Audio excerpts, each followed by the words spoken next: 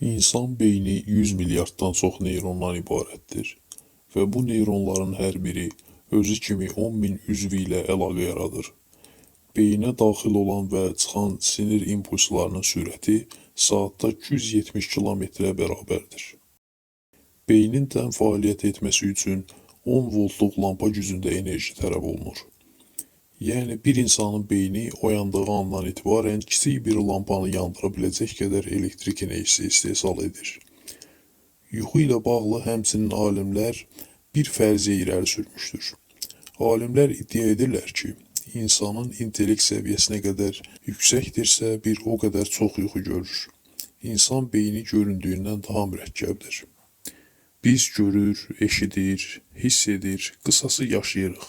Beyindəki bu qüsursuz sistemi əmələ gətirən ən mühüm ünsürlərdən biri sayı 10 milyarda çatan sinir hüceyrələridir. Beyindəki sinir hüceyrələri digər bütün hüceyrələrdən fərqli olaraq elektrik axınları ilə işləyir. Beyindəki 10 milyard hüceyrənin 120 trilyona yaxın əlaqəsi var və bu 120 trilyon əlaqənin hamısı doğru yerdədir. Əgər bu əlaqələrdən hər hansı biri səhv yerdə olsaydı, nəticəsi çox ağır olardı. Hətta insanların həyati funksiyalarını yerinə yetirməsi mümkün olmazdı.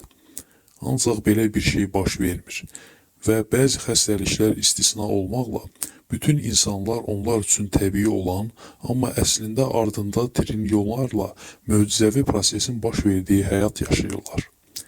Beynin milyonlarla funksiyasını tam səhvsiz, qarşılıq salmadan yerinə yetirməsinin səbəbi isə onun bu xüsusiyyətlərlə birlikdə yaradılmasıdır.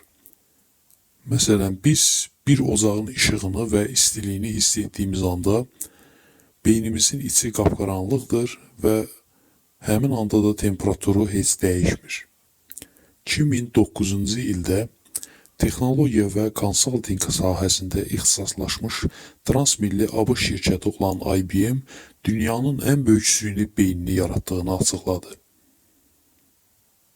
Bu, pişik beynindən azca böyük idi və demək olar ki, insan beyninin simulyasiyası idi. Onu düşüncənin Hubble teleskopu adlandırmışdılar.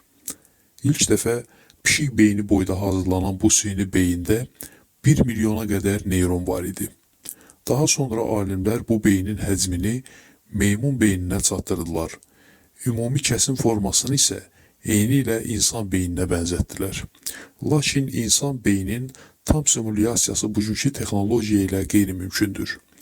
Berkeley Universitetinin riyaziyyatçı alimlərindən biri olan Horst Simon, bütün neyronların və nevroloji sistemin qurulduğu halda süni insan beyninin bir atom elektrik stansiyası boyda olacağını söyləyib. O beynin enerjisini təmin etmək üçün isə illik 1 milyardın lazım olacağını bildirmişdi.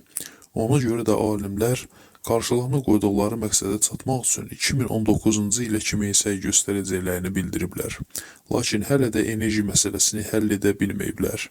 İstər inanın, istər yox, bizim gündəlik vərdişlərimiz, beynimiz, onun quruluşu və düşüncə tərzimizə güclü təsir göstərir.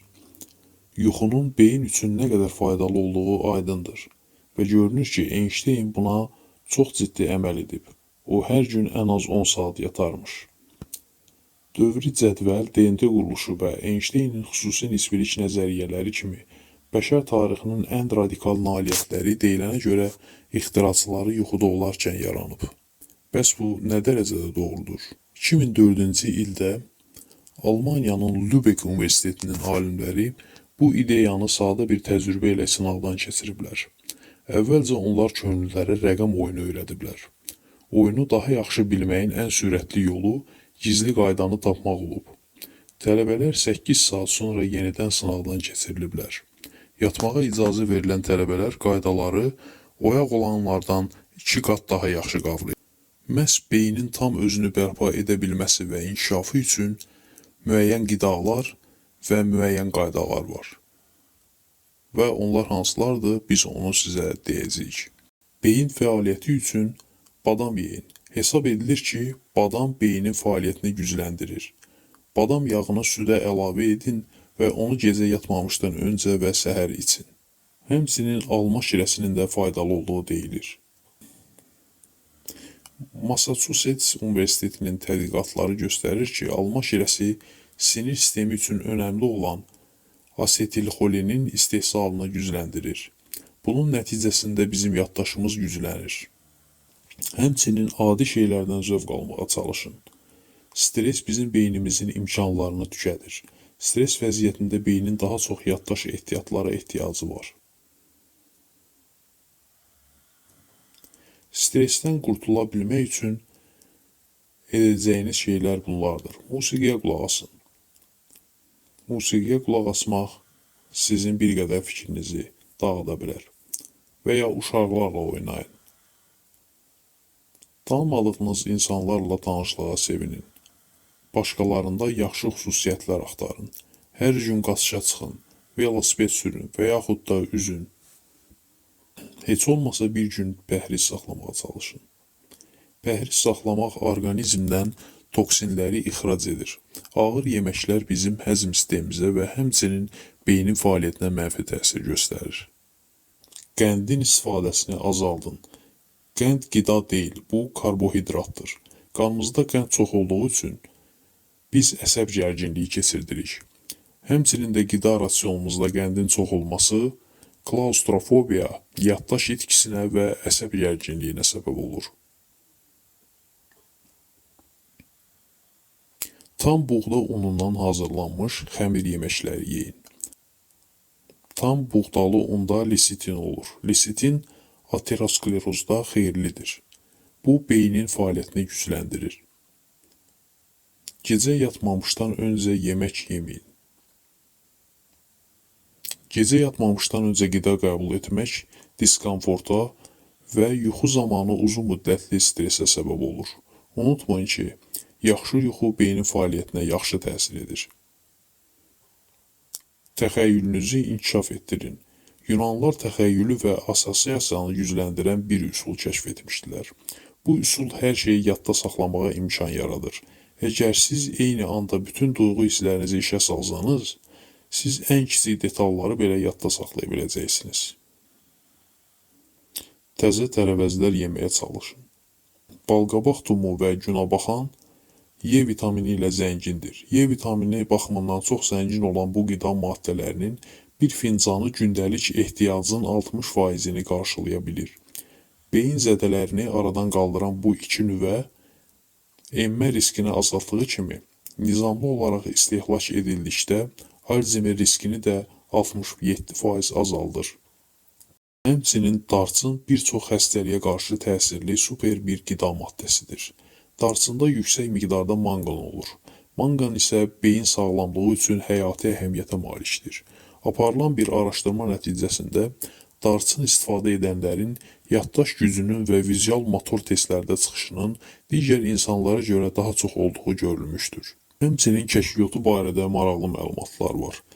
Belə ki, British jurnalda dərc olunan bir məqaləyə görə 5 gün ərzində gündə 2 dəfə ardıcıl olaraq kəşfiyyatdan istifadə edənlərin ruh halının daha yaxşıya getdiyi, rahatladığı və beyin dalğalarında artım olduğu müşahidə olunmuşdur. Neyronal zədələrə qarşı beyni qoruyan kəşfiyyatı beynin zehni çalışma çıxışını artırır. Kartof. Karotenoid baxımından olduqca zəngin olan kartof, zehni geri çəkməyi və beyində zədə əmələ gəlməsini əngəlləyir.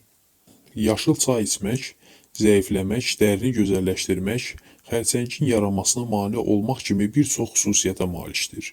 Eyni zamanda yaşıl çay yaddaş və mühakimə qabiliyyətini beyində qan axınını artırır. Tünd şokoladda intensiv olaraq yerləşən flavonoidlər beyində qan axınını artırır və yaddaşı gücləndirir. Tünd şokoladın da özünə məxsus faydası vardır. Və ən nəhayət qoz. Beyin dedikdə ağla gələn ilk qida maddəsi. Bütün meyvələr arasında gümüş iyonu əhatə edən tək meyvə qozdur. Daşıdığı selin və gümüş iyonu uşaqlarda zəka yaranmasını dəstəkləyir. Omega-3 yağları baxımından da olduqca zəngin olan qoz, ürək sağlamlığına da yaxşı gəlir və qan təzyiqini salır. Hər kəs güclü bir beyinə, yaxşı yaddaşa sahib olmaq istəyir. Bunun üçün stresdən qorunmalı, sağlam qidalanmalı və yuxu rejiminə diqqət edilməlidir. Bütün dünyanı dəyişə biləcək bir orqan var. Bəli, bu beyindir. Və hər kəsin beyninin sağlamlığı öz əlindədir. Çalışın, sağlam olun. Sağ olun, özünüzdən muayət olun. Bu tip videoların ardının gəlməsi üçün xahiş edirik kanalımıza abunə olun.